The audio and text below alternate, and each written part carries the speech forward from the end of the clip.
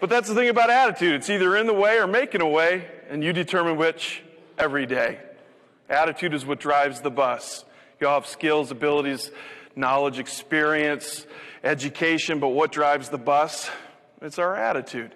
Now, that guy who was complaining about attitude, I can relate to that because there was a time where I actually had one of the most negative attitudes you would ever encounter. I just didn't have a great attitude. I didn't buy into the attitude mumbo-jumbo stuff. I didn't have a high appraisal of it. I didn't understand it. And then it changed for me. I had a date with destiny, a weird date with destiny. I knocked a guy over at a buffet, and that's how it happened. When you're 6'6", 285 pounds, you have a lot of enthusiasm at a buffet. And the guy that I knocked over was a buffet browser, and that is illegal at a buffet.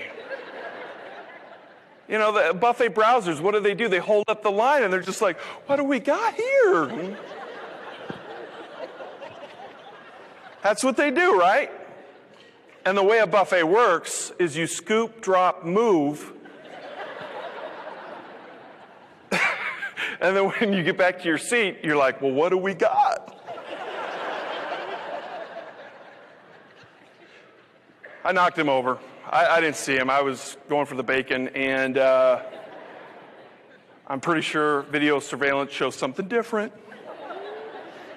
But when he fell that way, my food fell this way. This is where the state of my attitude. I actually debated, who do I help up? Because I was like, oh my gosh, my food, and that looks good. Mama taught me right. I helped him up, and we started talking a little bit, and he said, how would you like to come have your meal with my wife and myself? And I was like, oh, okay. So we went through the buffet again, and I went over to sit with he and his wife and started talking with them. And that was a little awkward because my friends and family were like, that I came with, they're like, what are you doing? I'm like, I got to go eat with this guy who's going to press charges. So,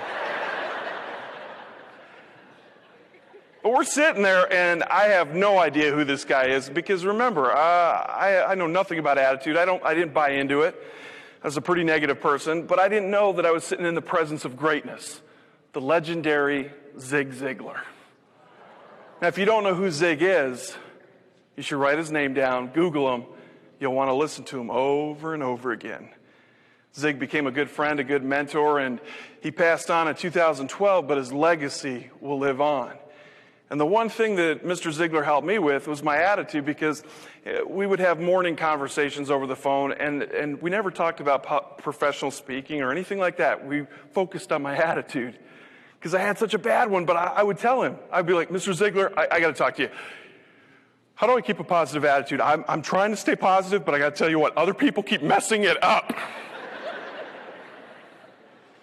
And Mr. Ziglar, in his vintage way, would acknowledge that even the best of us get a little stinking thinking from time to time. And we got to take time to do a checkup from the neck up. He says, you have to have attitude awareness. Is your attitude working for you? Is it working against you? When you have attitude awareness, it simply means you acknowledge that your attitude's driving the bus, and you know where it's driving things. Is it working for you? Is it working against you? It's always at work.